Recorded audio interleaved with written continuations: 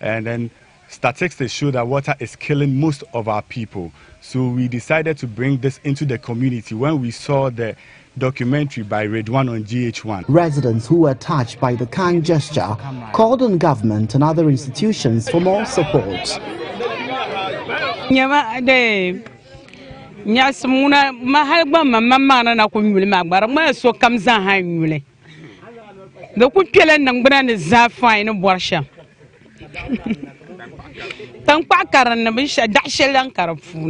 I feel great just because we have seen a machine which can filter our water for us so that we'll have good water to drink. With that good water, I don't think there will be maybe any diseases which have been affecting us for a very long time. Now I know if you take water from this machine, you are free from diseases. The senior high school graduate who serves as the only teacher at the improvised school for children in the community was also happy the school has been made a beneficiary of the water purification machines. He, however, appealed to government to turn its attention to the education challenges in Jegun. As you can see, our school, we have affected a lot of problems. So I just want to thank government very much to come and help us, our school. As you can see, our children are sitting on the floor whilst learning. So I just want to thank this government. I want to appeal. I want to appeal. So I just want to appeal government to help us to develop our school. Vestergaard, together with Gilsan Manufacturing Limited, did not only donate the water purification machines and toiletries to residents of Jegun, but also to the nearest health center in Zao. General nurse at the facility, Elizabeth Awuni, was full of praise to GH1 News and Vestergaard. For now, my hope is that the diarrhea cases, the gastroenteritis that were coming directly or indirectly through lack of potable water at Jegun and other cases, I mean, we'll have a reduction of such cases. Municipal Chief Executive for South Lugunanton, Hajia Aisha Seidu, advocated the need for all hands to be on deck in dealing with water crisis in northern Ghana. I want to stand on behalf of the Municipal Assembly and then ask that well-meaning people should come to the aid or to come and contribute to the Northern Life Matter campaign, which GH1 is championing. The Northern Lives Matter campaign by GH1 News has indeed brought results, and the people of Jegun for the first time are enjoying clean water. Reporting for GH1 News, my name is Redwan Karim Dini Osman. And well, you will understand that Christmas is very close down. You've already started counting down. So let's have a look at some of our business stories this morning. It is a few days, obviously, to Christmas. And as usual, some business centers in Accra are buzzing with record high sales this year. However, not all the traders are cashing in as the festive season hangs around the corner. William Evanson-Kum visited the Central Business District in the national capital and has come through with the following report. Dreadlock and frustration sets in. How long have you been in traffic? For about 30 minutes. But the pressure on the road seems to be on the low as compared to the market.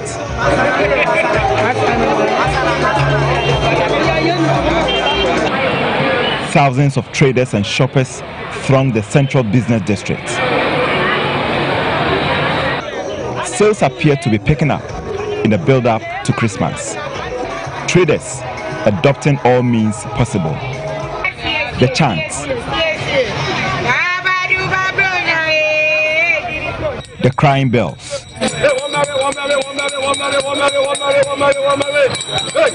are bound to catch the attention of any prospective buyer. On display are all kinds of products.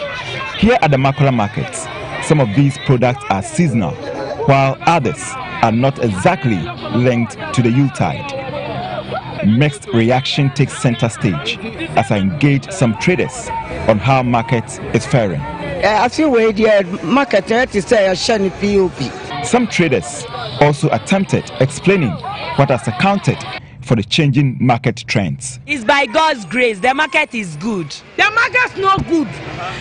Teach money I can. I don't sell everything. Even those that are doubtful, they are too hopeful that later by next week, they are going to see some level of momentum here at the Makola market. But whatever it is, those on the streets are indeed cashing in. The spectacle in Accra is very usual, especially in a typical festive season like this year's. However, traders say it is only worth their while when the high market bars commensurate with the sales they make. William Evans Inkum, GH1 News.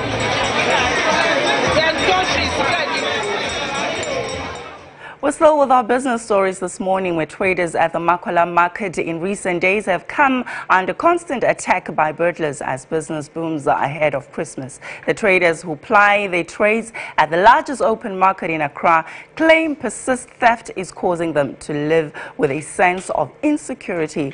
So then we ask, what has become of the special police patrol dubbed Operation Father Christmas? Joshua Nanakwame Ira finds out in the following report. So the Advent day, which is Christmas, is about few days away. Yet the market is buzzing and vendors are cashing in on sales due to this euphoria. Yet one thing is missing: security. An array of items to choose from. A market with no entrance nor an exit gate, therefore bursting with an influx of people from all walks of life. In the midst of all the market buzz, security is a big issue. Unsuspecting traders and shoppers have become prime targets for confident tricksters and robbers who roam the market. Adjoa Otafrija, a trader, shares an experience. Emma Brebi, gentleman, I'm on to say, so January, so you're there. Emma Cromphobia uniform, intimidating kind of coach and saying in Yabrone Kakana. Becca Gleji, a hawker, also gives an account of how a woman was robbed a few days ago. Me do some of the phone. Now, me be so that Jaja, Missiko, Mammy, dying, or sister, no panopia, me be me back. Say me, dear, me refi me home to me bag no more. Uncle Sha, obey his canako tiaka, not drebe yano. These security concerns by traders come on the back of the recent announcement by the Greater Accra Regional Police Command, DCOP George Alex Mensah, to leverage the Operation Father Christmas to clamp down on the rising incidents of crime in the parts of Accra. What the police will do during this festive season is to increase police presence and assure the public of our readiness to protect them even at the peril of our lives.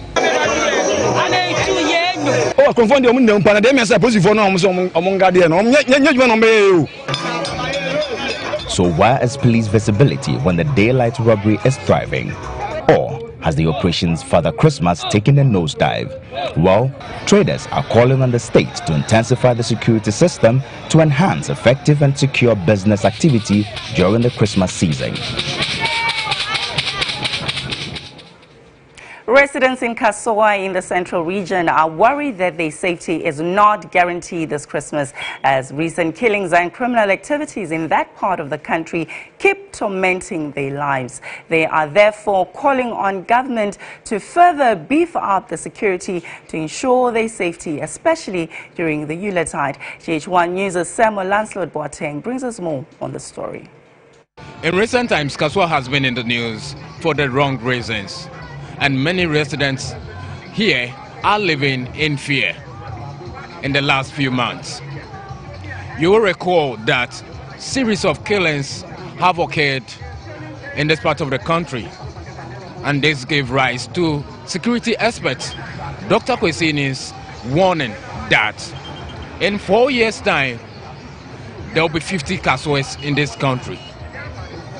With just a few days to Christmas, The question I ask is, are residents in Kaswa safe even before, during, and after they retired?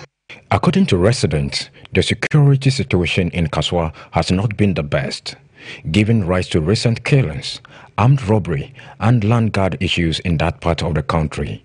Though the Ghana police have beefed up security situation in Kaswa, residents maintain they are not safe and government needs to do more. Bronya bay, the way I normally see Koso, Ubetia see a Kumu Buaha, Ubetia see Ang Roberts, Aurobu, a few we see.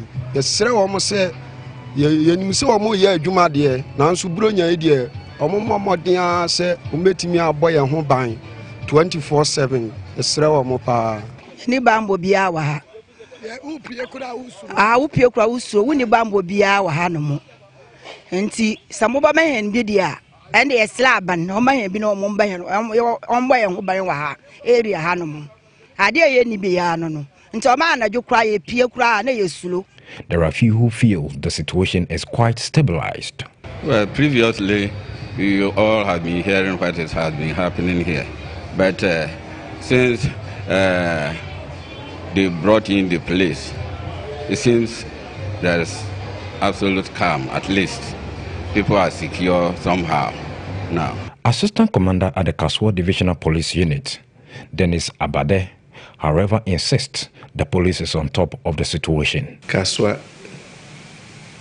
and its environs are safe because we the police have put enough measures.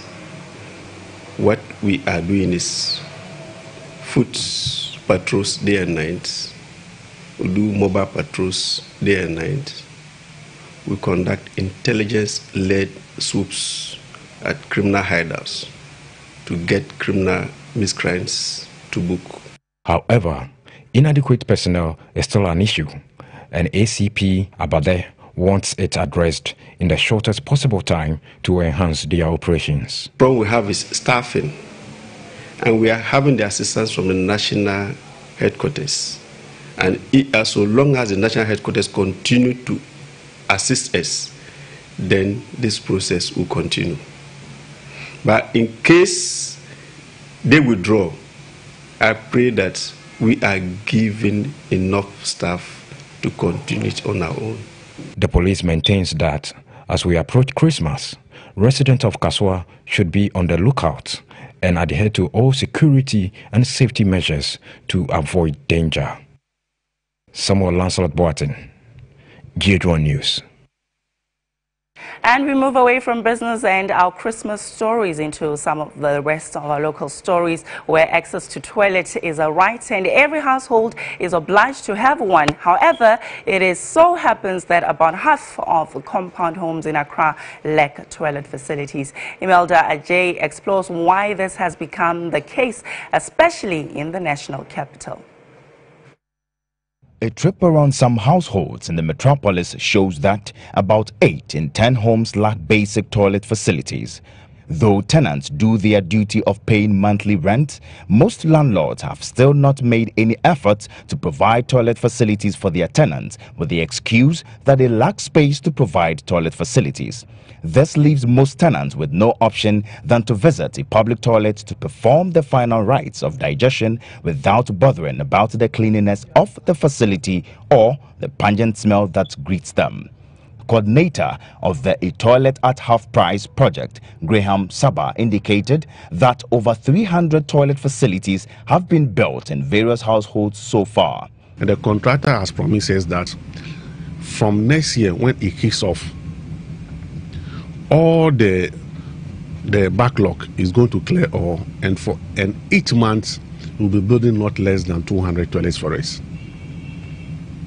So we've given him a list of those who express interest, those who have made part payment, which is almost getting about 1,200. We're giving it to him.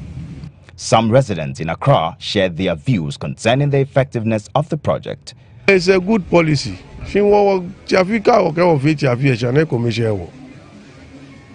Siafi commercial weja ke mukubanya hoje kurani meni omusue chobe hoje menu o twashina de je fuda okwe yemo o afitoyi o meta mwe ka ba fi won besa na let mo enyu aluite ke bie ne mu ko bie mu ko banya ya bie ababon nyama ke coffee kwe ababi ba ke mi ni wonu fe ke ni bi o mo no fe kwe ka amobo aka bo ba ya court e wo ho gba ni no unche wo fe wo bi ani wo ajaja atu aka ha me ncha me fe ni nka me yue ake na ni na ke e wo ameba chon shikana me ke ba fiofio ka shi bi na ka ba jinshi wo me ka me den chamba ha na chabule na wo mi no fia no. The A Toilet at Half Price project is targeted at improving sanitation, water supply, and to strengthen the management of environmental sanitation with emphasis on low-income urban areas in the country.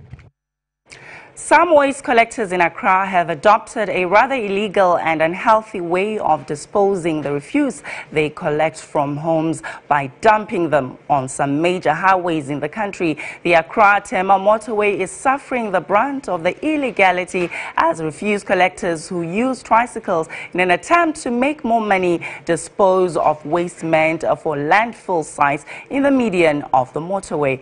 GH1 News explores this worrying trend. Despite measures put in place to arrest and find perpetrators who illegally threw refuse on the street of Accra by city authorities, dumping heaps of rubbish on the sides of roads has become more rampant. According to some residents on the Accra-Tema motorway, some waste collectors who use tricycles are responsible for the indiscriminate dumping of refuse on the sides of the motorway. They collect heaps of garbage from various homes, dump them on the road and quickly abscond. Some residents and commuters are also said to be contributing to the worrying phenomenon. Baby, I said, "Young sent me in your ball and was because a bone. Nay, ball of four, no, to me, but Jiska, a fur baller or fear can see me idea. I'm about no but 2 was. Nay, I saw yet, Yana Ebre, and see, yes, baller." And this is the capital town of Ghana. And if we make the place dirty, it's a disease for us. It's a sickness. It can give us a lot of sickness. This thing is not good. Those who live around this place, they are the one doing it. GH1 News sought responses from the Water and Sanitation Minister, Joseph Ada, and this is what he had to say. The President has made it very clear that his priority is to deal with the sanitation aspects of our lives. He's also announced that he wants to make Accra the cleanest city in Africa. And of course, by extension, it means Ghana to be the cleanest country in Africa.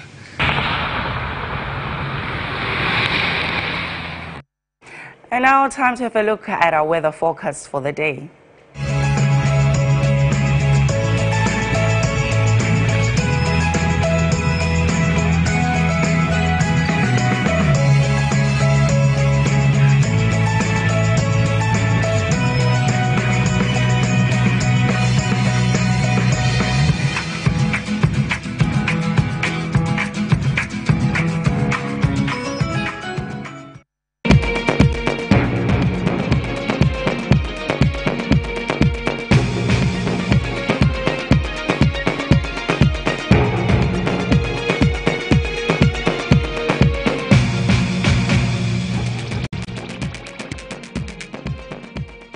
And we've come to the end of our news bulletin this morning. Thank you so much for tuning in. You go and have an amazing week ahead and a splendid day ahead.